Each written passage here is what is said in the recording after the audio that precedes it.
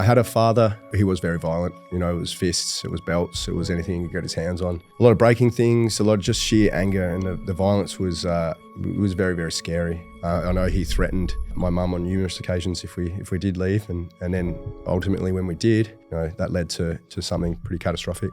You sent me a message from the court order. As a consequence of your crimes, your children have suffered substantially from a psychological point of view. Are you able to share a bit about what happened in that moment? Rawson is the co-founder of one of the fastest growing fitness empires in Australia, Vrtus. But his story and where he came from is one like no other. My mum had found a new partner. They were on the couch watching some TV or something, and Dad spotted them through the window, and he came in and chased the man outside, and then my sister tried to chase my dad out. He fired a pistol back in her general direction and missed her by only millimetres. He then came into the house. Mum hid herself in the bathroom where I was showering at the time, and Dad found his way into the bathroom. And when you were in that time, your dad had just come out of jail, you were going off to the Navy. Talk to me about that time and what was going on. I went into my category training, which was my diesel fitter training, before I got posted to a ship. And just before I was about to be posted to a ship, I got a phone call. That was another hit. Rawson, you said on a post in a caption, the better you are at surrounding yourself with people of high potential, the greater your chance of success. We've been hanging out a bit this morning and talking a lot about community and the importance of people around you. But when you wrote that, what does that sort of mean to you, and how important is the people around you? I think the people around you are extremely important. You surround yourself with people on the same path as you, same journey as you, which I've been fortunate enough to do. My business partners, my friends are all my family. They're all go-getters. They're all pushing each other to be better people, to be better business people, to be better friends. I think it's so important that you surround yourself with people that are, you know, on that same path as you. So it's something that I try and do. It's something I definitely encourage. I think it's a powerful thing being in Bondi. I mean, obviously, as I said, offline, I've spent 4 years living there, and you just notice the community aspect of Bondi is like no other. And also the level of people. And, you know, you walk down the street, everyone's got a six-pack, everyone's shredded, and it's kind of this environment of, you know, as the tide rises, all the boats do too. Yep. And I love this message and what you guys are pushing in terms of, you know, having this community, having this tribe. So many people feel like they're left out and they're not a part of something. And so building that place for someone to feel at home is probably really important. Would you say with Vrtus that's something that you're really trying to do? Oh, definitely. Vrtus, our number one driver is that community aspect, and, you know, having a safe environment for people to come into. We notice a lot with Bondi, especially, like you said, it's filled with a lot of people that move to Bondi to better themselves personally and professionally. So there's a lot of people that are from interstate, from overseas. So that family aspect, I guess, isn't there as much as, you know, the people you surround yourself with, your friends, your people you train with. And we really hone in on that at Vrtus, that, you know, people can come together and share their love of training, share their love of health, share their love of community as well, which is big for us. You know, we see it a lot that it's not just in the gym that our Vrtus members are together. They're at cafes. You go down the beach and it's just Vrtus towels on the beach, and people are all around each other, and the networking that happens in the gym is something pretty special. So yeah, something we're really proud of, and something we're pushing, you know, every day, is that community aspect of the gym. I think a lot of gyms and a lot of businesses strive for that community aspect, but it isn't something you can just click your fingers and build. It's not like you just say, I want to build a community, and then you click your fingers. I mean, I think when I was looking back and reflecting on different things that I've done in my past, I go, okay, well, you can't just create a community. You need to get people together that are all aligned on a similar thing. And then by doing so, a byproduct of that is the community is built. When you were starting Vrtus, which you launched your first site, in 2021? 2021, November 2021. So we just had our third birthday last week. Yep. Or the week before last. Yeah, and like you said, community massive. What we really honed in on was group training. You know, we were coming out of, so in 2021, just before that was lockdowns. People weren't seeing each other. People were really, really struggling. And timing has benefited us immensely. But opening a gym, we didn't want people coming in, putting their headphones in and not talking. So group training, you're forced to get out of your comfort zone a little bit. You're forced to, we do a lot of teams of 2, teams of 3, teams of 4 workouts where, your ego, if you come in with an ego, you get found out pretty quick. And, you've got to work together as a team to accomplish a goal. And we find that, that brings everyone together a lot more. It's benefited not just us, but obviously the community as well. Mm. You grew so much quicker than you expected, right? When you launched, you had a goal and you ended up doubling it. Or talk to me about those early stages when you launched Vrtus, the decision to be made to open that gym, call it what it is, and then the growth and where that all led from there. Yeah, so Vrtus itself, a bit of a backstory on Vrtus. The owners, myself, Hamish Young, who's my best mate, Paul Wilson, who's a business mentor to me. We're the directors and the co-founders. We've also got Hamish's younger brother, Callum, as a part owner as well. But we all established Vrtus. It was born out of myself and Hamish. We grew up together. We'll touch on that a bit later, I guess. But and we'd always had this goal of opening a group training facility. We were living together on Warners Avenue in Bondi Beach and plugging away in our garage. COVID hit. We were forced to share that garage, but with the goal of opening a gym, in the near future. And that's when we met Paul.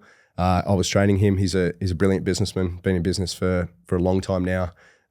No disrespect to him and his age. He's been in business for a long time, but brilliant businessman. And we all got together and that's where the journey of Vrtus started. And we were fortunate enough to get the space on Hall Street, which is, this brilliant space on one of the busiest roads in Bondi, which had a lot of eyes on it.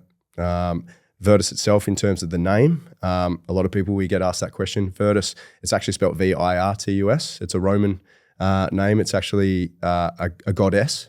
So 3 guys. We needed a female name, I guess, to have that female touch on there. And it's the goddess of bravery, courage, and strength. All right, so that's 3 things that we value, so much: bravery, courage, and strength. That personifies what we're about. That was Vrtus, and then we opened in 2021. We dropped the I, so Vrtus. A couple of reasons for that: the aesthetic of it, we love the look of it. But yeah, we went from there, and like you said, we grew really, really quickly.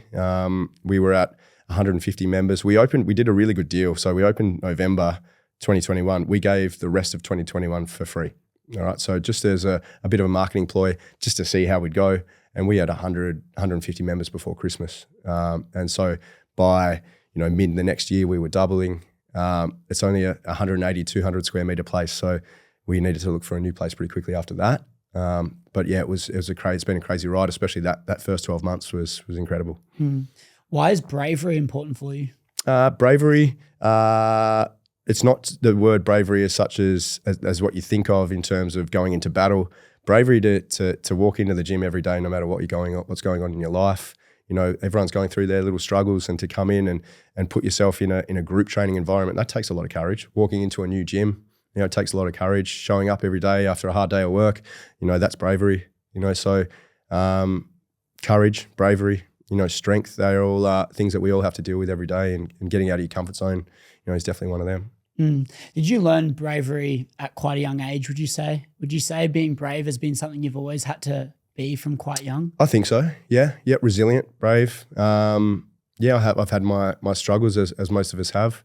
I know I definitely haven't been brave at times, but, I take pride in the fact that, I feel like I've got through a lot of stuff, and, with the help of others, and a lot by myself as well. But yeah, I would say I'm a brave person, and I'm proud of that. Yeah, it's cool. And we'll definitely talk a lot more about Vrtus and the growth and what you guys are doing now and all the exciting things. But it'd be great to go back a little bit and talk about those younger years. And, I get goosebumps thinking about your upbringing and just how your life's panned out. And it's inspiring, it's motivating, it's emotional. It's a combination of a lot of different things. But are we able to go back to those early years of school?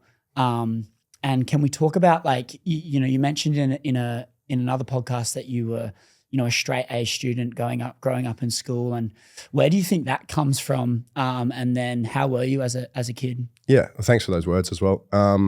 My life growing up, it definitely had its struggles and troubles. I look back on my youth fondly, with some not so great memories thrown in there as well. So I grew up on a farm. We had a sandstone quarry about 40 minutes out of town, the main town in Tasmania called Launceston. Beautiful part of the world, and we had a couple of thousand acres, and it was a beautiful place to grow up. I threw myself into every sport I could, AFL, cricket, basketball, and then very much an outdoors kid. But I was very good, very articulate, very I would say smart. I had a father who was a very much a disciplinarian, and a lot of it stems from being after his validation. My whole life I've been chasing that validation, but it comes from him. He was very a troubled man. He had head injuries. He had a car accident when I was just after I was born. He was on King Island, a fisherman, and he had some severe head injuries, and that haunted him for the rest of his life, and also haunted us as well. So he would discipline us physically a lot. My mum also, he was a violent man. He had his head injuries, caused a lot of anger.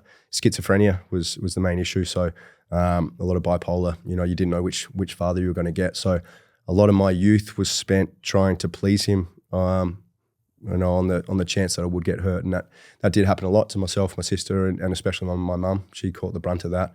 A lot of physical harm, a lot of emotional harm as well. So that was, the reason, I guess, for a lot of my success early on was, fear of failure and fear of disappointment or disappointing, my parents, and especially my father. But yeah. So you mentioned you were chasing the validation of your father, was it? Yeah, definitely. You didn't feel like he ever gave you any? I feel like he did when I succeeded. So, I was, we'll put it back to football, which was my main interest growing up. And, I captained a lot of the football teams that I played in, my under 12s, under 14s, etc. And those moments, I remember seeing how proud my father was of me. If I played a really good game of football, we'd talk about every kick of the game on the way back. He never missed a game of football, or even nearly a training session I ever went to, and we'd dissect the game. And, if I didn't play as well, he wouldn't talk to me. I'd always get rewarded with a can of Coke and a pie after a game of footy if I played well, and nothing if I didn't.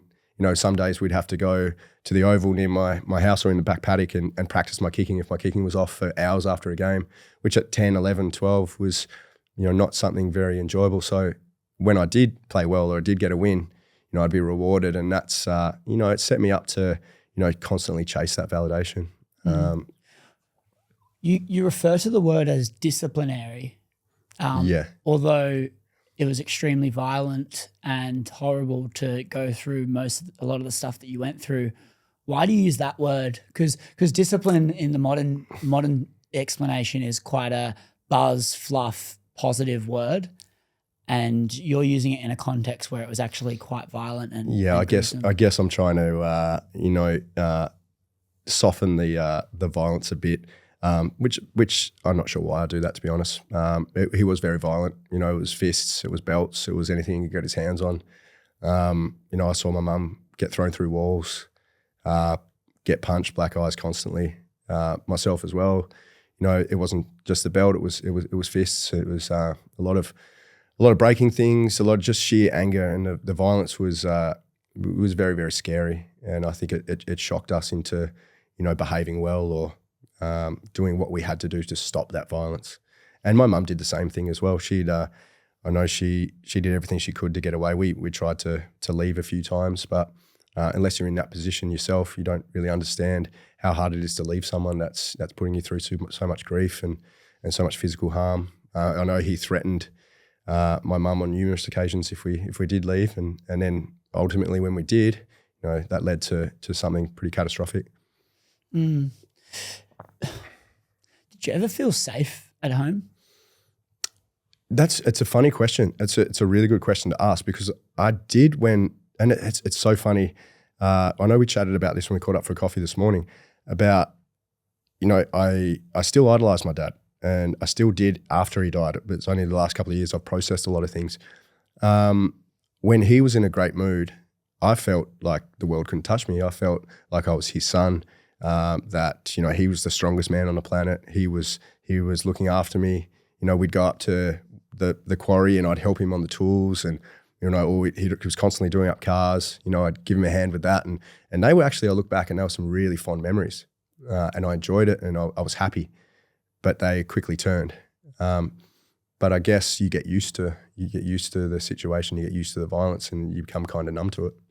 How was the bipolar? How hectic and severe was him having multiple personalities? Yeah, that was tough to deal with. And it's something I've struggled with later on in life, where, you know, if I feel like him in a relationship, and it happened a lot with in my past relationships, where even someone is a little bit annoyed with me, you take so much offense to it because you want them to love you and see the good in you at all times. And so I took a lot of, I guess, getting used to that in current relationships and past relationships, because as a child, I definitely struggled with it, not knowing who I was going to get on that day.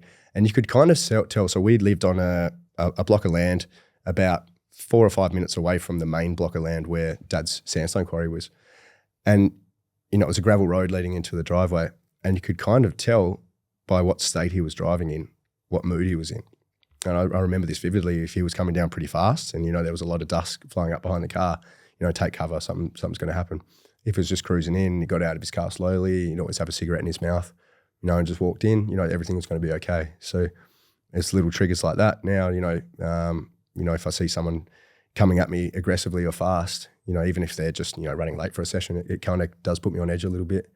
But yeah, you can, when you're younger and you're learning, you learn those little things to look out for and little pick up on whether he's going to be in a mood or he's not. Do you think there's any way to be able to overcome that, or do you think that's something that you kind of have to live with for the most part? Are you talking about as the current form of you know, when someone's coming to you quickly? Oh, definitely. I work a lot on my triggers. So I do a lot of I do a lot of therapy at the moment, trying to release triggers or learn to understand those triggers better, which I have got a lot better over the last couple of years. If there's a situation where I'm struggling with, you know, kind of remove myself from that situation, or I'll have coping mechanisms that I try and work through. Mm-hmm. But, you know, it was a tough initiation. I was in the Navy for 10 years and loud noises and things like that, you know, are triggering. And I was working in the engine room, and people are always rushing towards you because you can't hear anything when you're down there and the engines are running. So, you know, it's tough to deal with, but you kind of find a way, I guess. Yeah. And if we go back to those younger years, the key thing that stuck with me was you mentioned that you were like a straight A student at school. You went really well. And then you had the catastrophic event that happened when you were 13, and it resulted in you to become a bit more reckless. Yes. And go down a different path.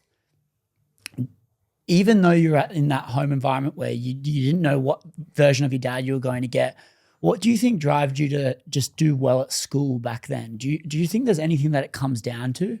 A little bit of fear. Yeah. A little bit of fear, definitely. Also, I found school as a bit of an escape, to be honest, because I was safe at school. Safety is a big thing for me. I need to feel safe in an environment. And I was there with my mates, with school teachers who I knew wouldn't harm me. And then, so this is obviously year, you know, kinder to year, high school basically, where you're not getting too much homework either. You're doing all your work at school. So you're in the safety of your classroom, you're with your friends, you go play your sport at lunch, and then you come back in. And, you know, I felt like that was a place where I could definitely flourish and be myself more. Was at school. Yeah. Yeah.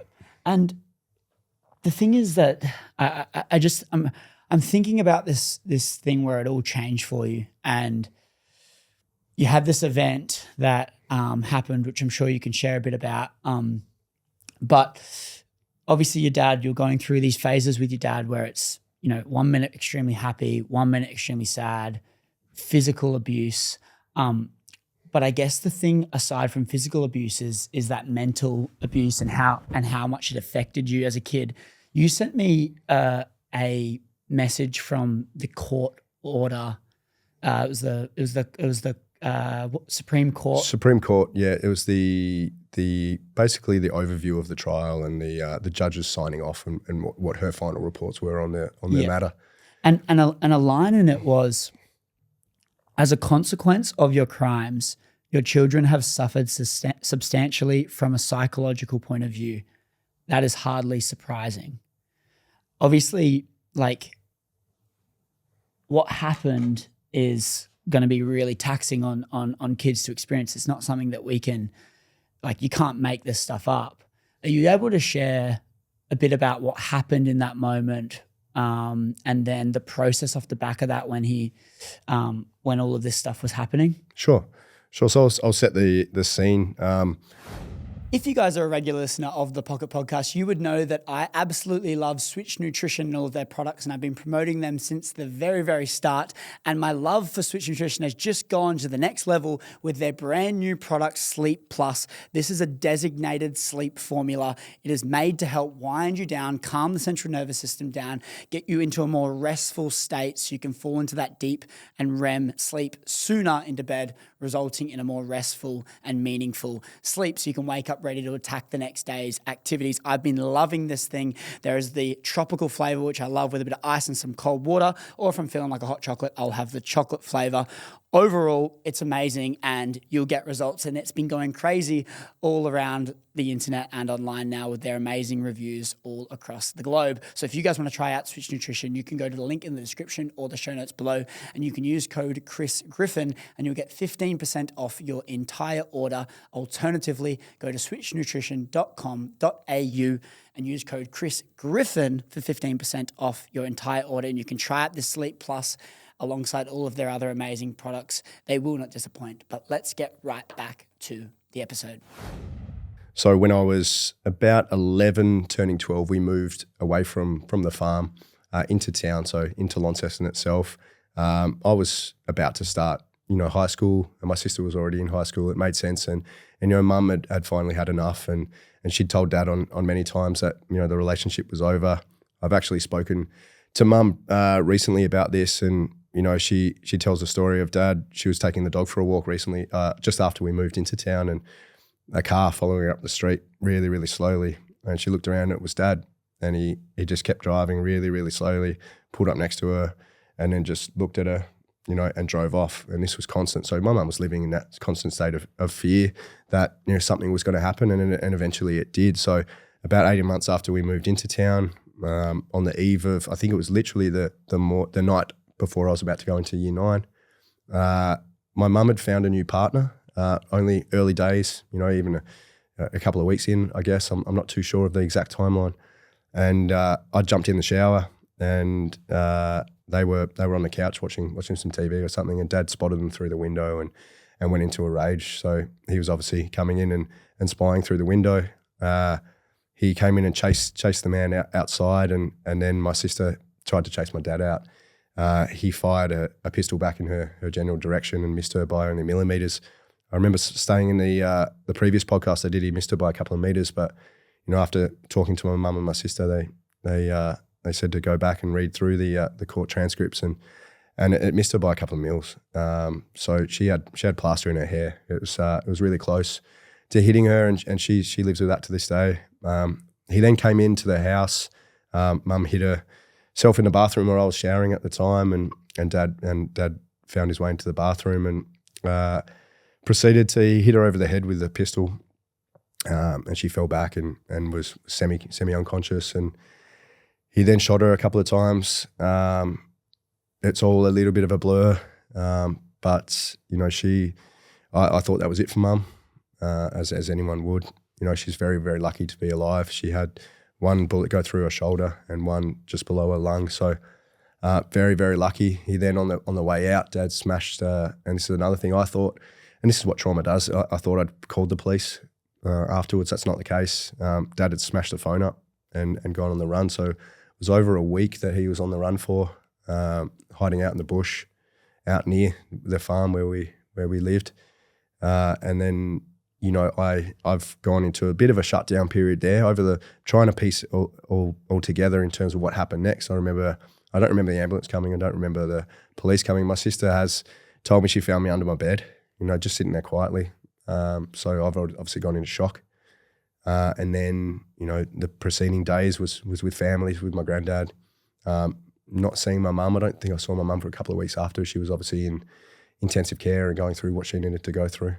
And I stayed with my grandparents and then went and lived with my godparents, who were brilliant people.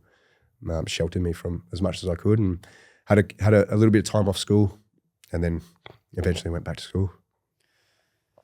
And so you obviously, trauma, as you mentioned, blanks a lot of memories and moments. Do you remember speaking the first time you spoke to your mum after that moment? I remember seeing her in hospital. I don't remember too much. So I went in to see her. She was obviously not in a great space, but my mum's so resilient.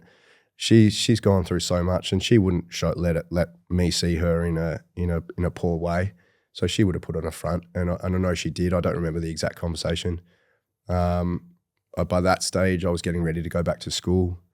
But I do remember the first time Mum got out of hospital, and we went down to my local cricket club, and my cricket club was playing there, and she was there with her friends just to kind of get out of the house and get back integrate back into society, I guess. But I remember feeling, that shame, I guess, of what had happened to our family. And I don't think it was any secret that my dad was abusive to Mum, but this was on another level. So I remember feeling that shame and embarrassment for myself, but also feeling horrible for Mum having to go out in public with her arm in a cast and heavily bandaged. And obviously you're in a small town and so being in Tasmania, things just get out and everyone knows. And yeah, definitely. You showed me before as well that, your dad was on the cover of all of the main magazines for 5 days in a row or whatever it was. And everyone knows about it. You talk about that shame piece. How was it being out at school and being in the environments of all these people at footy clubs, knowing what had happened? Yeah, that was the hardest part of it, was the fact that I thought everyone was talking about me, and that's something that I've struggled with since. Thinking that if someone's talking about me, they're talking in a way, and I think it stems from this exact moment. Like Dad had his mugshot. He'd been arrested before. He was in and out of trouble. His mugshot on the front page of the paper just saying "wanted." That's like an old school poster. Seeing your father in the paper like that, and you're thinking, I'm about to go into year 9. Year 9's a very impressionable age. You're going one way or the other. And yeah, it was a really tough time. The hardest part was going to court and testifying against Dad. That was I think the hardest part of it all. But in terms of what happened at school, I can't be more thankful enough. And we talk about surrounding yourself. We talked about it before. Surrounding yourself with great humans. My best mate Hamish, we were good friends, but he was in my year at year 9, and he waited outside of school for me on my first day back and sat next to me at school. And he was a very popular guy at school and someone we all looked up to. And he took me under his wing. I didn't get any ridicule from anyone at school from year 9 to year 12. I don't think anyone talked to me about it once. And I know Haim and my other best mates, Nate and Bo, they're brilliant people. They put their arm around me and made sure I got through it without any added stress. Haimo's now my business partner. He was there for me. His family took me in. He's became part of my family as well. And it's been a really great journey that we've been on together. And he's sheltered me from a lot, and he's had his own struggles as well. So it's been really cool in that sense. Do you think he was the biggest help for you back then in those times, or was there any other key things that really helped you? He was definitely one of the biggest helps. He's been one of the main constants in my life, one of the biggest, along with my grandfather, who is the most amazing man you'll ever meet. He's still kicking. He's 93, and I went back home to Tassie last time, and he's out the back, up on a hedge, like on the ladder, like trimming away, and he's putting golf balls in the backyard. He's a very active man, but he's been an amazing mentor to me, my mum as well. My sister, I've been very lucky in the sense, and I always kind of question it, whether they've taken an interest in me in terms of mentors at school, cricket coaches, football coaches. They've always taken a bit of an extra interest in me. I'm not sure. I always struggled with whether they were doing it because they felt sorry for me and my situation, or they actually saw something in me.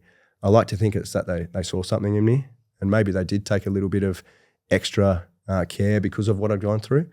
But I've had some brilliant mentors. My partner's my ex-fiance. She's been amazing in terms of pushing me into therapy. But I've had these amazing people in my life that have helped me through it, which now that I've got a platform to help people at Vrtus, it's really cool that it's come full circle and I can give back, because I wouldn't have been able to get through all this without the help that I've had. Is there any main lessons you've learnt from your mum? Has there been any characters? Is there any main things from your mum that stand out and have shaped you? Resilience, for sure. Anything I'm going through, I know that, mum has been through as well, if not on a higher level. She's been through a lot. She put her life on hold for myself and my sister. Stayed with my dad out of fear for us. She gets on with it. So whatever she's been through, and it's not just the one incident. There were many incidents leading up to this, but we were always priority number one. So she never puts herself first. She puts others first. She cooks meals. Cooks meals every day for my granddad and takes them up. She's such a carer that she puts other people's needs before herself, sometimes to her own detriment. But that's the biggest lesson that I've taken from her: resilience and caring for others. How is festive times of the year for you and your family growing up, and things like this time of year and Christmas? Has it always been big? Has it always been a challenge, or how's that been for you? Tough. Dad's birthday is on the same day as Vrtus's birthday, the 28th of November. And that's by design or no? No, just by chance. Which I like to think, it's the closing of one chapter, and not the closing, but the opening of another. Something that was born out of something not so great. That's a significant date for me, and something I've struggled with. It is dates. Christmas is a tough one, for all my family. Like my nan, my grandfather's wife passed away, 20 years ago now, but it's always a tough day for people that have lost people. Mum is just a warrior in the kitchen on Christmas Day, so she makes sure that it's great. But yeah, especially anyone going through tough times in terms of family and loss, Christmas isn't always a great time. I'm really looking forward to getting back to Tasmania at Christmas this year and spending. I haven't spent Christmas at home for a couple of years, so I'm really looking forward to getting home and spending that family time. And something I want to work on more is spending more time with family, and embracing that day, that Christmas Day, and the holiday period.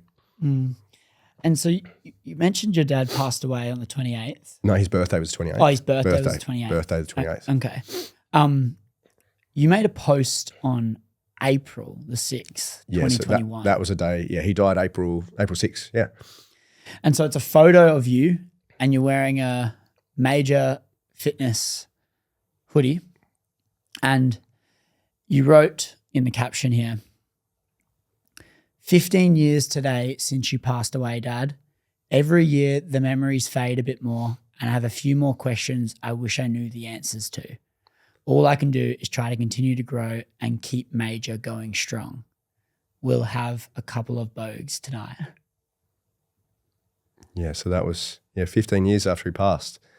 And that's something I've wrestled with as well. So the Major hoodie, there's a story there. Before we started Vrtus, my PT business was Major Fitness, which was quite successful, and I take a lot of pride in that. But I named it after Dad, so still seeking that validation and that respect from him after he'd passed. That was 7-8 years after he passed. I started that, and it's only after I've really started doing a lot of unpacking over the last few years how I don't think if I had the time again, I wouldn't call it Major. But I'm also proud of the business and what I achieved. There are a lot of key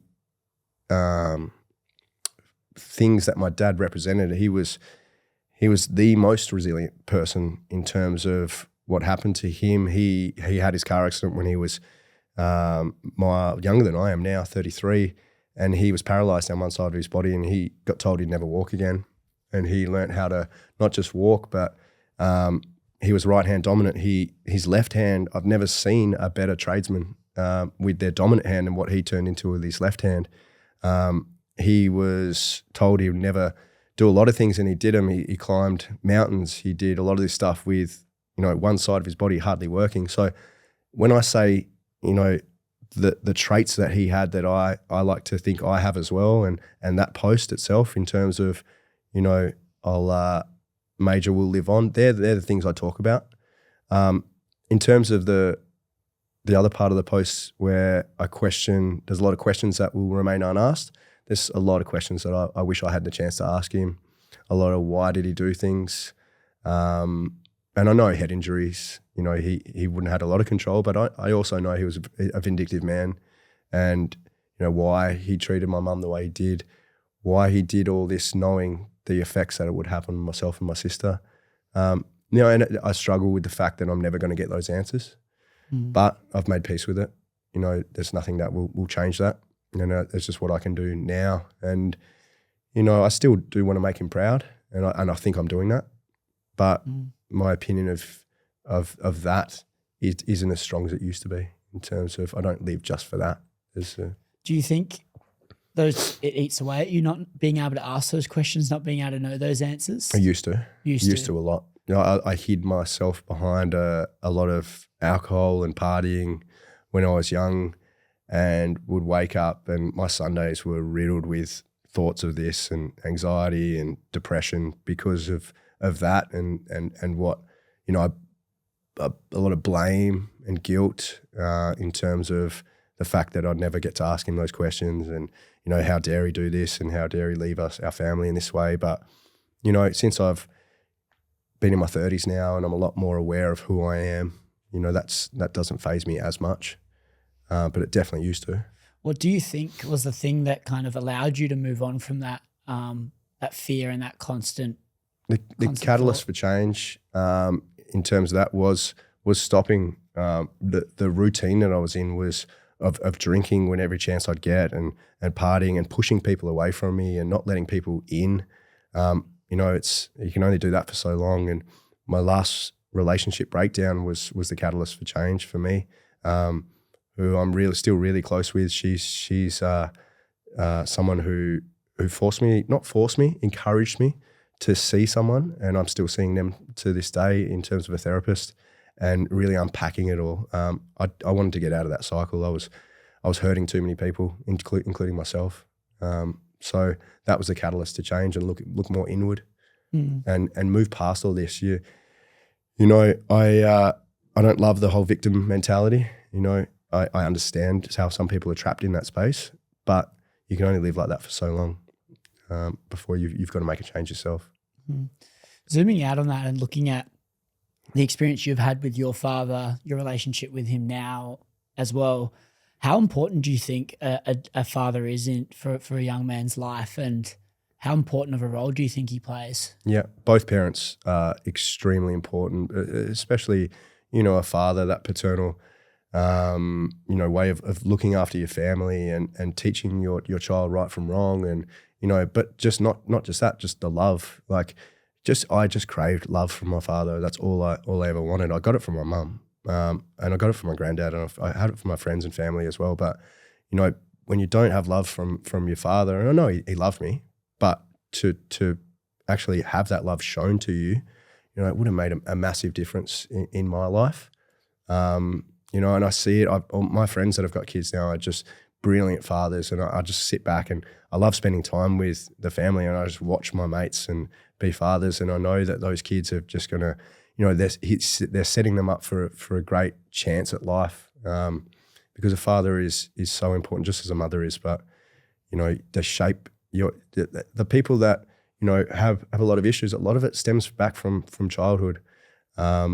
Childhood trauma is something that plays a massive role in our lives. And when I do have the chance to have kids, and I'd love to have kids, it's something that I will definitely cherish. And that role of being a father is so important. Can we talk a bit about forgiveness? And you mentioned at the start of the pod that your dad's still your idol, and you brought up in there obviously talking about keeping the legacy going, keeping the name going, even going through the severity in which of the situation that you just explained when you were 13, How do you go about moving on from that and forgiving that? Yeah. So not my idol.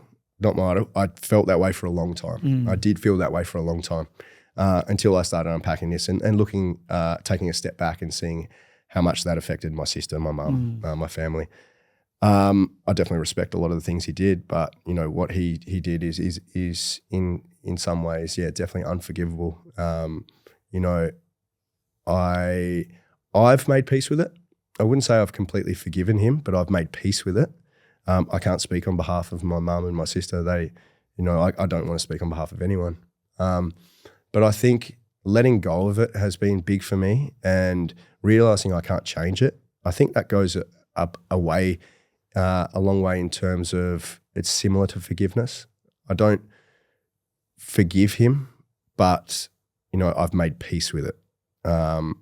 It is what's happened has happened. It's what we can do now in response to that, and make sure this doesn't happen again. So that's another reason why I love doing these podcasts. It can reach someone that, you know, is going through a hard time or is, you know, struggling to forgive or struggling to move on, to do what they can to make peace with the situation and try and better themselves because of that. When we strip it back as well, you're not forgiving them for them. You're forgiving them for you. Yes, exactly. Like, you need that peace within yourself that it's all good, and you're forgiving them so you're not carrying the burden of that.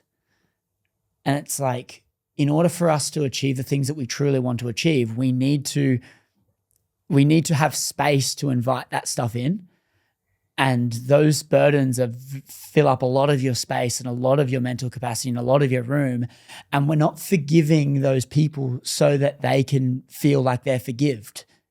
We're forgiving them so we can have this weight lifted off us, so we can actually start doing the things that we want to do in our life and actually start to have a bit more peace, joy, and fulfillment in our life. Would you agree? I 100% agree. Yeah, It's Monday morning, and you know what that means? It means that I just got my Papa Macros delivery for the week, and Papa Macros has been an absolute game changer for me, and let me tell you why. If you guys have been following along, you would know that I am doing a High Rocks competition this month, so with the increase in training load, I also need to increase the amount of food that I'm eating, but when you tie that in with all the other commitments I have, like running this show, I only have so many hours in a day, and Papa Macros has been a game changer for me because I'm getting these meals that I can rest easy knowing that they're nutritious, they're delicious, but extremely convenient as well. But let's have a look in this box and see what we have for dinner and lunch this week. Some of my favorites from this week is the chimichurri steak. We have the rump steak and jasmine rice, the salmon poke bowl. This one is amazing.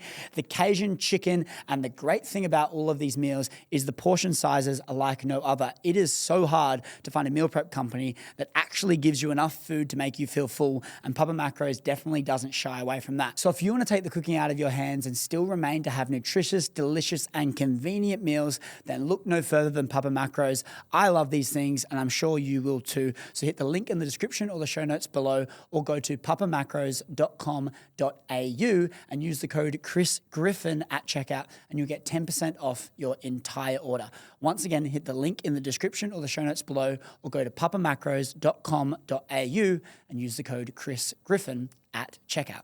Let's get right back to the show. You know, if you walk around with hate and anger and rage, it's not going to serve you very well at all. So, you know, you're not going to be a good partner. You're not going to be a good friend. So yeah, it's definitely, it's more, you nailed it there. It's about moving on with your life and not carrying it with you every single day, which is something that I did for a long time. You know, be present and move through it. Doesn't mean you forget about it. Doesn't mean that, you know, that's done. You know, you still remember it and you still use it to your benefit. But there's no point being angry and having that rage, because it's just going to come out in other ways, which, you know, is not good for anyone. When you say come out in other ways, what do you mean? Well, for me, it was the drinking. It was the, you know, not respecting, you know, people that wanted to spend time with me and get to know me better. You know, it was pushing them away because I wasn't ready in terms of, I still had a lot of, you know, anger and rage, and I needed an outlet for that.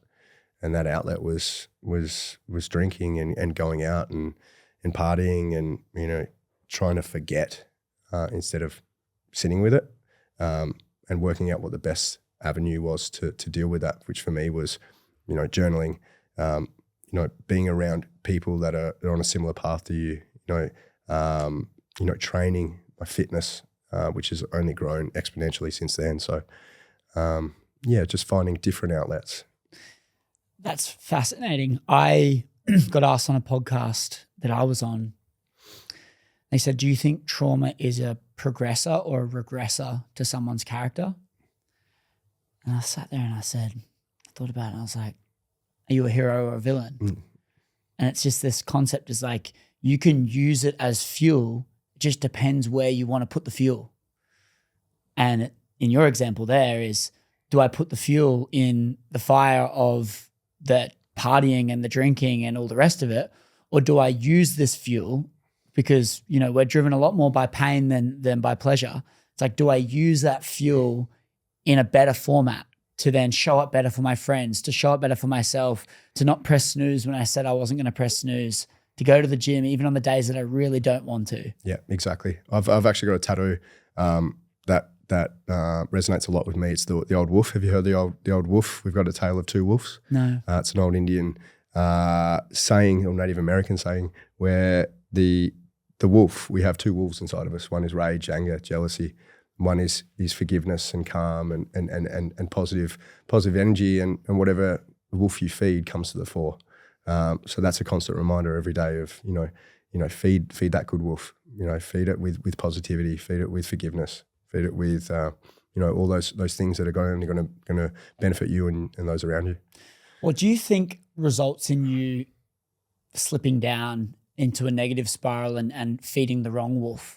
Do you think there's things in your life, and when you reflect on it now over the last few years, the moments throughout the last few years where you have slipped up a little bit, has there been common denominators of things that have been in your life that have resulted you to feed the wrong wolf? Yes, I guess. Yeah, not doing the work, not staying on that path and slipping back into old habits, which happens. Not taking time for myself. Okay, so you know, if I'm stressed and burnt out, you know, I need to take time. And that's something that Hamish and I have talked about a lot lately is, you know, when we're nearing burnout, you know, you're going to slip back into old habits. So put your hand up, let everyone know, or let Hamish know, and he lets me know if we need a little bit of time off, which I've been really stubborn in that. Like, no, I can push through, but I find myself slipping back into old habits. I'm very much a habit-driven person in terms of I need consistency. I need to be doing my daily tasks. And when I vary and I push too far away from that, I can see myself getting a little bit off track and I need to be pulled back in. So it snowballs a bit, hey. Mm-hmm. One thing leads to another. Yep. I think it comes down to those commitments we hold to ourselves as well, because when we keep stacking all those little wins and we show up when we're meant to in all the different areas of our life, even if it's as little as not pressing snooze, right? Yep. I think it just reminds us that we are good.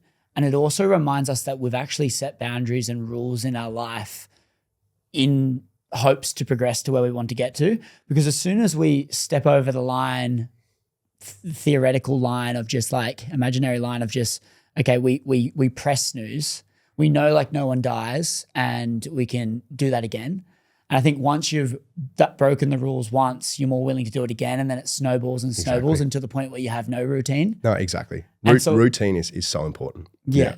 I think it just allows you to do the things that you need to do easier because there's less thought as well. Yep. If you just say to yourself, this is what I'm doing today and I'm not pressing snooze, I'm doing this. There's no options. Exactly. You get it done a lot more. Yeah. And that's why I love the fitness industry, and I love, you know, I can't press snooze. I've got 30 to 40 people waiting for me at 5 a.m. every morning. So I jump out of bed and I love that. But it's like, it's winning the morning, all right? And then I do my morning workout, and then, you know, I go home and do my admin, what I need to do, and then back in for an afternoon workout. So, and that sets me up for my afternoon. And then when I'm doing those 2 a days, they're not taxing workouts that are going to ruin me physically and then in turn be detrimental to my work, but they're setting me up for that day, and I love it. And I really look forward to those celebrating those little wins and getting through the day and that routine and checking them off. And, it's also fun when you're in a work environment, so fun as well. Mm.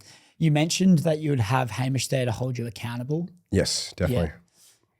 Yeah. How important has Hamish been in your life? You mentioned earlier on he was so important, and then obviously fast forward 15 years or 20? No, how old am I now? So I'm about to turn 38. So, yeah, we've been mates for a good 28 years. 20, yeah. Crazy. Long time. And so you've had him there, and the relationships developed as the years have gone on. He's obviously that one guy in your life that's like that best mate. Yep. How important is it having that really close friend in your life? Yeah, it's crucial.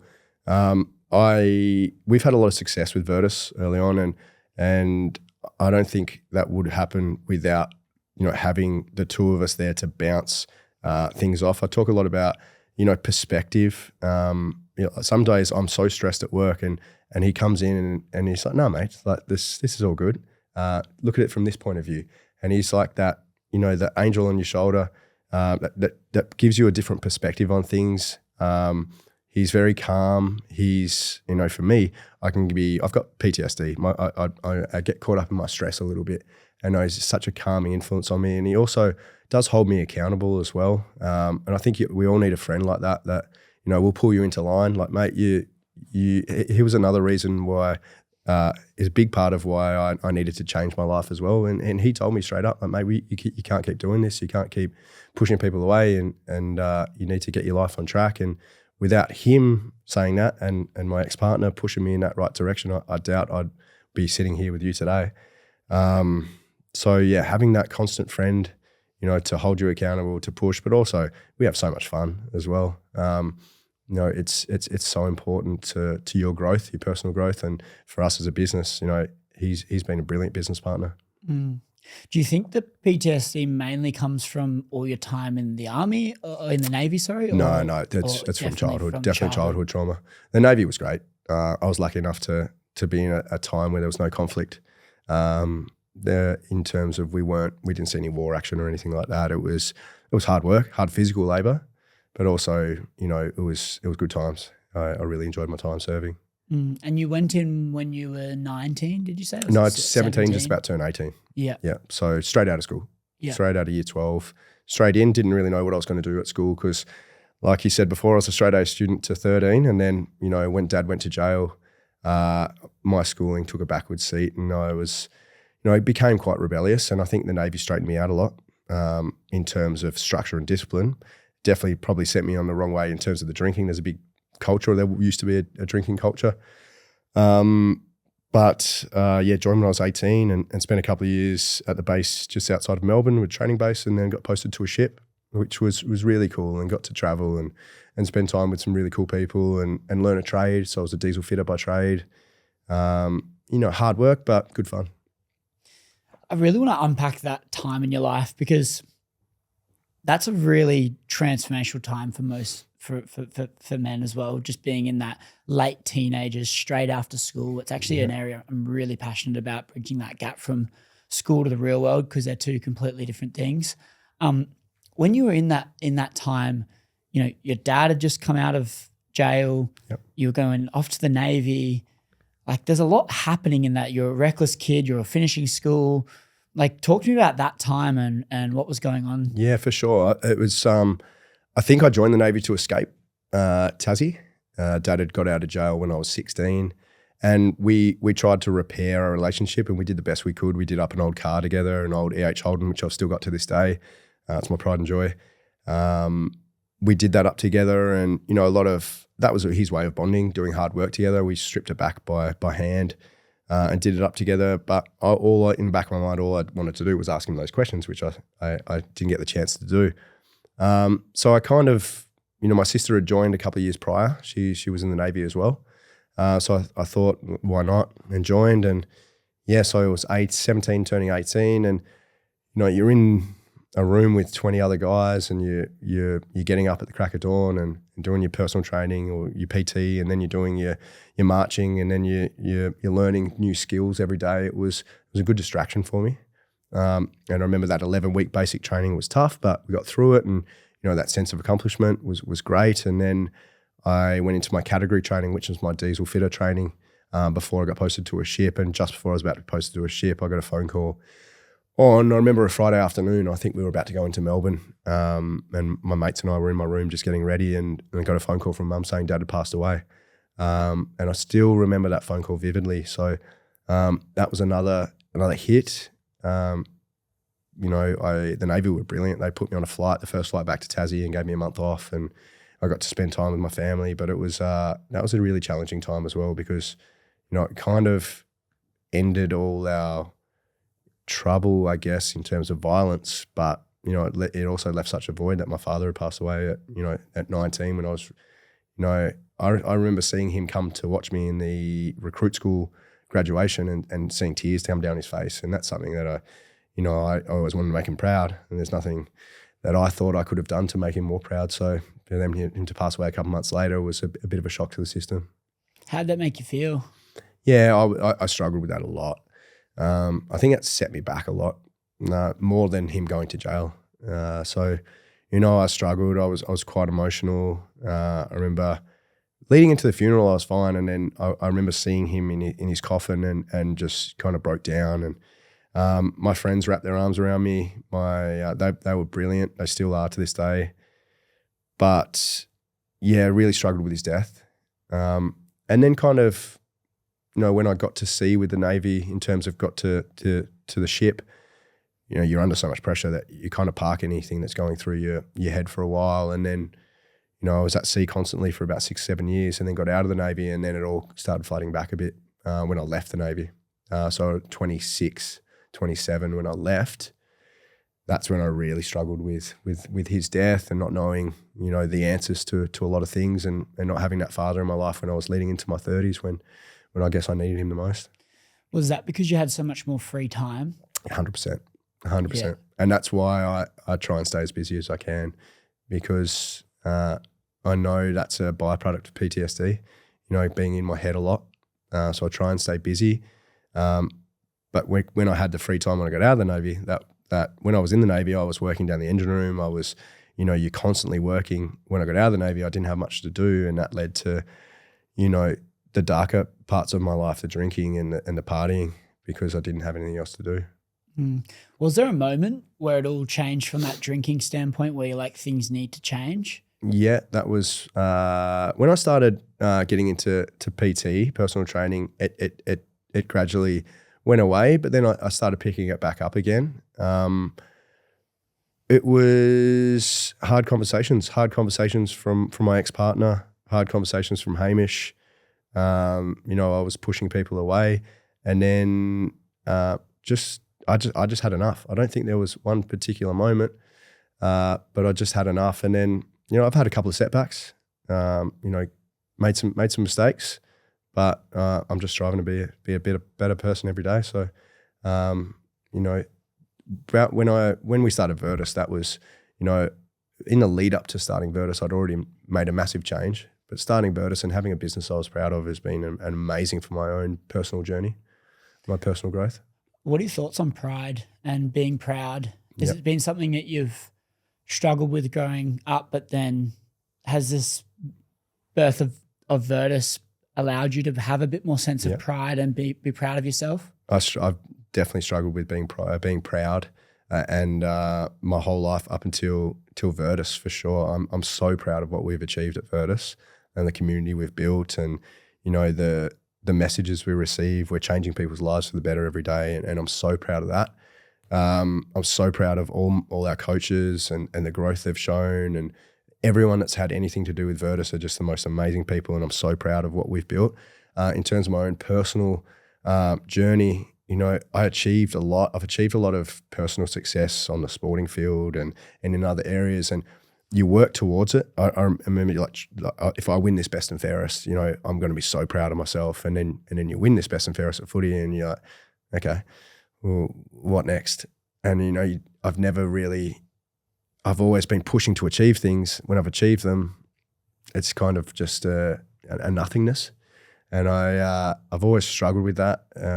But maybe there was this time it's a little bit different because I've got a lot of other people along for the ride with me, and we're actually, it's not just for me. We're doing this for a lot of other people. We're doing this so we can actually contribute to the community and contribute to making people's lives better, which is brilliant.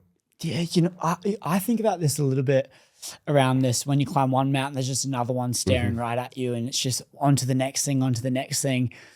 You expect to feel a certain way when achieving something, and then you get there and you're disappointed. And so then you feel like not worthy, not accomplished, not proud of what you've done, even though you dreamt to achieve that thing. It comes down to this expectation piece, I think. I think when we set expectation on the thing that we're going to achieve and how it's going to feel when we achieve it, we're almost guaranteed to be disappointed, because every time we expect stuff like that, we inflate it and it's unachievable. And when your expectation's here and the reality's here, that gap's disappointment. And so what I've learned with that is removing all expectation of what's going to happen, because then when great happens, great, you're ecstatic.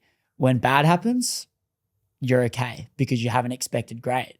And that's been a powerful frame to kind of live with. Another thing that's interesting though as well is that realization of the destination's not actually the thing that's going to make you happy.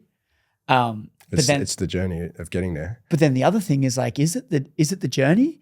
Because if it's a solo journey, nothing to share it with, it was extremely hard, it wasn't fulfilling. Is it the journey or the destination? And I would argue that a lot of the journey is alone, a lot of it's solo.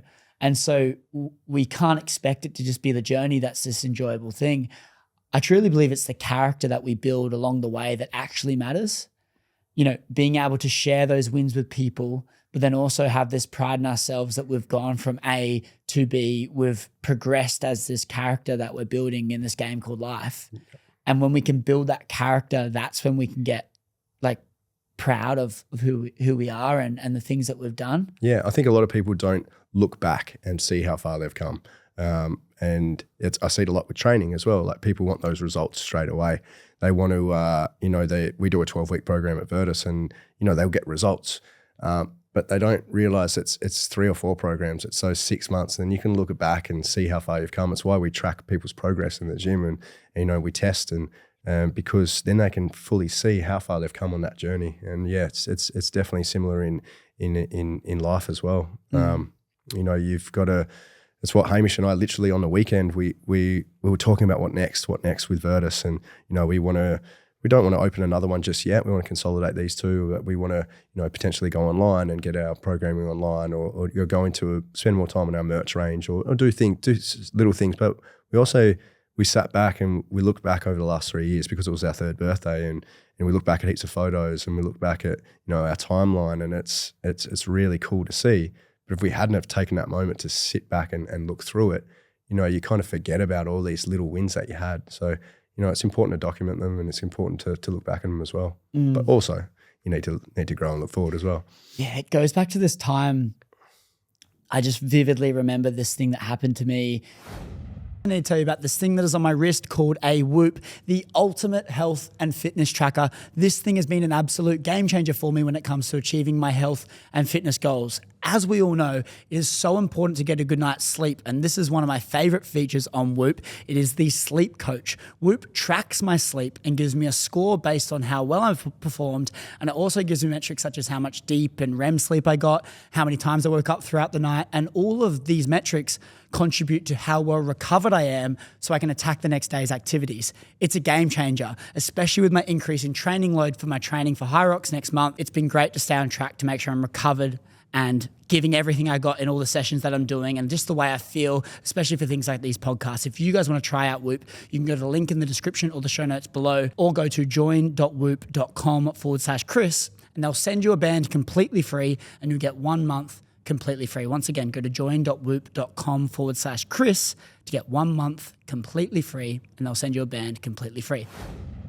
I was at this sales conference, Ryan Tuckwood, Swish Sales Coaching, and he, I I was sitting at one of the VIP tables at the front, and basically one of the exercises in this communication course thing that we were doing, it was a business summit. One of the questions he asked everyone was to write down all the things that you were proud of.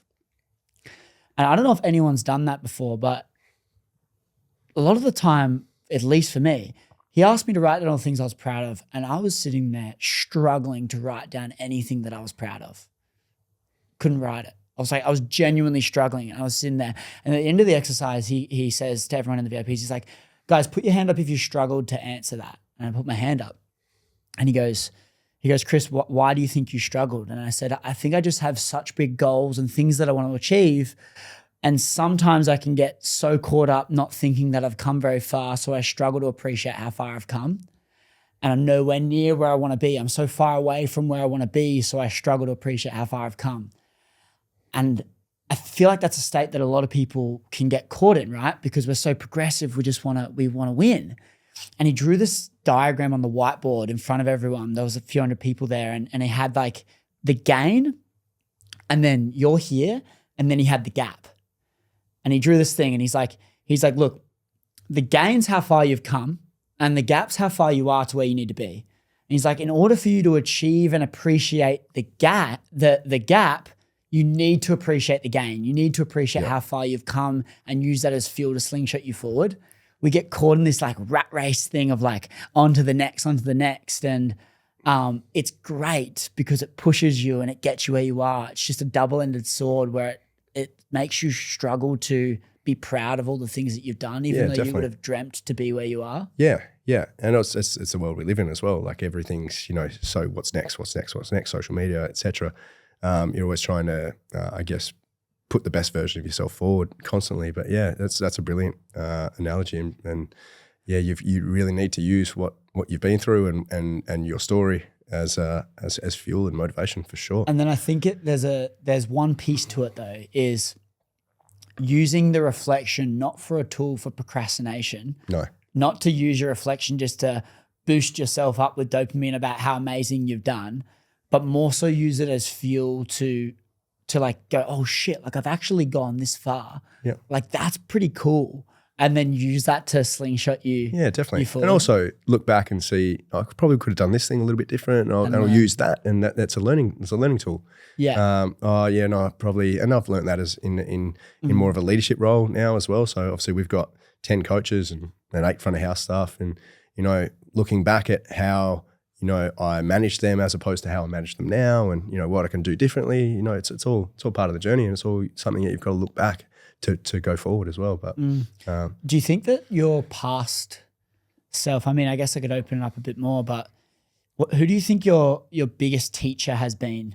Do you think your past self and using that reflection has been the biggest teacher for you, or has there been any people in your life that have taught you the most about yourself and life? I think I've taught myself a lot, but I've had some brilliant people around me. In my formative years, I had a cricket mentor who took such an interest in my life. Luke McCormick was his name. He was brilliant. And then my grandfather, who's always taken a keen interest. My mother, but it goes back to Hamo as well. I've learnt so much from Hame as well, like how he deals with things, how he deals with stress. Paul, my business partner, how he deals with things in a business sense. I've had some really good teachers. Some of my chiefs and petty officers in the Navy who were my direct supervisors, how they managed, stress, but also how they manage people as well. Because I'm in an environment now where I've got to manage people. We're in the customer service industry, I guess, in the fitness industry. We've got to make sure they're okay and they feel safe. And I've had some brilliant football coaches as well, and my mental health coaches as well that have shaped me into who I am. So I like to take a little bit from everyone. Take the things I need. But I'd say, Hame's been the one constant in my life who I've definitely learnt a lot from. Mm. Do you think your ex-fiance was a big teacher for you? Huge. About life and about you yourself? Huge. Yeah, she's done a lot of work on herself as well, and she's an amazing human, and she has been the catalyst for me to make a change in my life. She still checks in with me after I have my therapy sessions. She still wants to know what's going on in my life, and she sees so much potential in me. She's been massive for me. Yeah, beautiful human inside and out. Yeah, she's great. Yeah. Has that been, how long were you with her for? So we were together for about 3 years, engaged. And then, but she's been a constant in my life, but yeah, for 3 years. Yeah. I think it's fascinating looking at like journeys that are so inspiring, so extreme, like the journey that you've been on. And I find having some person in your life like that can be such like a rock and so powerful, just to be there on the good days and bad, the highs and lows, to experience it all. And I mean, having Hamish there's one thing as well, but it's always fascinating learning about that aspect, because I find, and especially even just with my ex-girlfriend, is like you learn so much about yourself. Yeah. And they give you this other sense of fuel to keep going and to keep getting after all those things that you want. Yeah. And I didn't make her life amazing. I know I was a good partner, but also there was a side of me that wasn't a good partner, and I've learnt so much from her. She's forthcoming in the way she tells me, but also in a way not to make me feel small, but a way to push me to be better and not to make those same mistakes again. So very strong person, and I'm very, very happy I have those people in my life. For sure. And if we fast forward a bit to now and talk about the business and where it's all heading, and what's kind of inspiring you at the moment to get up out of bed in the morning, and what's kind of keeping you going on that front? Oh, the growth of our business is phenomenal, and the people we have there. It's such an honor to go into work every day. I did the 5:15 class this morning, and there's a group of 6 girls there who have trained with me for 10 years. So wow. They came with me from my PT business to Vrtus.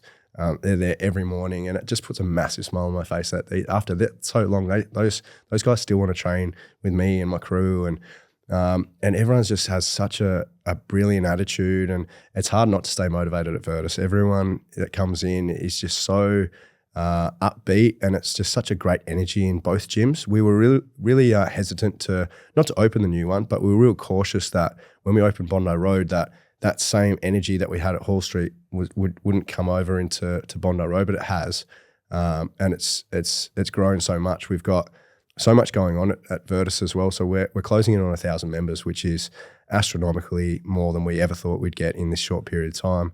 But we're about to redo our recovery area. So we've got our hot and cold, we've got our saunas and ice.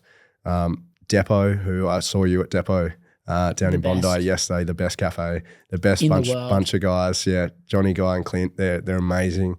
And the Vrtus eggs, if you haven't had it, it's unbelievable. The best. But they're going in up at Bondi Road in the new year. We're just working on some DA stuff, which has been tedious, working with council, but that's the joys of being in business. But I feel as though as a business, you need to continually be growing, and that's hard in a gym setting with just a brick and mortar business. But we're constantly looking to evolve as a business, and our business meetings are so intense, but not in a way that they're intense in terms of attacking each other, but they're intense in a way that we're constantly working out how we're going to grow the business, and we work so well together, and it's really, really exciting, and I can't wait to see where Vrtus goes in 2020, or where we're going into 2025, which will be awesome to see. When you said those numbers earlier, I just went, like, how does that many people fit in there, and being able to flow it in, and how many classes are you doing a day? So Hall Street we have 12, Bondi Road we have 11. 11 a day. Bondi Road's a bigger space. So Bondi Road's close to 800 square meters. We've got a big floor where we run our group training. Then at the back, we have an open gym. So it's got your cables, your pin loaded, plate loaded machines, free weight area. So the classes up there, we can fit 40 quite comfortably, and you're not crowded. Down at Hall Street's a little bit differently. It's only 200 square meters. So a class of 24 to 26 is quite busy, but we put on more classes. We're not going to keep increasing sizes so it's uncomfortable. We just put more classes on. So first class in the morning, they run all day. We also have Pilates, Reformer Pilates, Nikki Keel, so Keel Pilates. She runs up at Bondi Road, which is brilliant. We have physio as well, so Vrtus Physio run by Wes Montgomery, which is great. We have masseuse up there, so we provide a lot. The more product, well, the more that we can provide our members, the better our product is. But yeah, so a lot of classes and one membership. So our membership is structured in a way that you get access to both gyms. So you can look at your booking app and see, oh no, there's 30 people booked in at 6 a.m. How many people are booked in up the road at Bondi Road? There's only 15, or go into that one. So there's space for everyone, and we run our last session at night up at Bondi Roads. We're not closing till 8:30 p.m. in terms of group training, which is quite late. So there's options for everyone. It's so cool. I look at I did a trip around America, and when you go to all the different states, there's always like these destination gyms that you want to go to in the main areas. And obviously you've got like the Gold's Gym in Venice, and then you have all the different gyms around the places, and you got Lift ATX in Austin, Texas, and people like traveling and they want to go to that gym. And I see the Vrtus in Bondi Road being this place that's like this destination spot for people traveling to Australia. And you're even seeing that now, even obviously some of the boys in Texas now, they're spending time there, and you got people coming in all the time. Is that a cool thing that you want to strive towards, to be able to build that brand that everyone wants to go to that gym? Yeah, it's really cool. We're getting, people in from all over the world that are now know the name. We get messages from, the States. We get messages from Europe asking to send merch over. We have people coming in going, we want to train. We had, Ollie March on from March On Fitness in last week. And, we're training a lot of the Giants and Swans boys. They come in and use the facilities. Paddy Cummins was training in preparation for the for the Test summer. He's the Australian Test captain. He's training there. And then we get, these big names coming in. It's a pinch yourself moment, because I'm a sports mad, I'm a gym mad person, and to see these people come in and use your facilities and they want to be there, it's really cool. But doesn't take away from the fact that our main priority is community and Gen Pop, but it's also really cool to have, your athletes and your people traveling to come to Vrtus itself. You know what it does though? It makes the community stronger, because it becomes this attraction place. Yes. And so I think it makes us think more of a want to be there, because of all the other people coming. It's a snowball effect, I think, because you have this place where it's like, we're in Bondi and this is the spot that we go to. Yeah, exactly. Yeah. And what's also really cool about it is you're the new kids on the block, but at the same time, you just crushed it. Yeah. And it's really inspiring to see. If you look at your life now, and obviously we've spoke a lot about the business, we spoke about personal life, and just encompassed a really cool umbrella of some of the things that you're doing in your life, what would you say your biggest challenge would be now leading into the end of this year? Good question. I feel like I've got everything on a nice even keel at the moment. My biggest challenge leading into the rest of the year, just to finish this year strong, obviously, in a business sense, which I think we're doing really well. We're about to put a new roof on Bondi Road, which is a challenge in itself, and we're manipulating how we're going to run classes while there's a new roof going on. So in terms of a new roof, we just need to make it acoustically sound to protect the noise from the neighbours.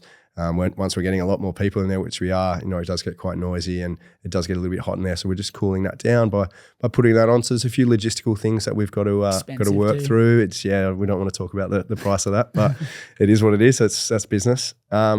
Personal life. I'm after this, I'm going to see my therapist. That's a non-negotiable.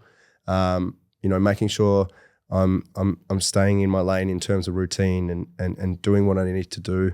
I'm not regressing, and I've got beautiful people around me that'll make sure that wouldn't happen anyway. But I don't want to rely on them. I need to rely on myself and make sure I'm continuing to grow as a person and be a better person every single day, which I feel like I'm on the right path with. So that's challenges. Not so much challenges, but definitely just keen to keep evolving and growing. I want to commend you.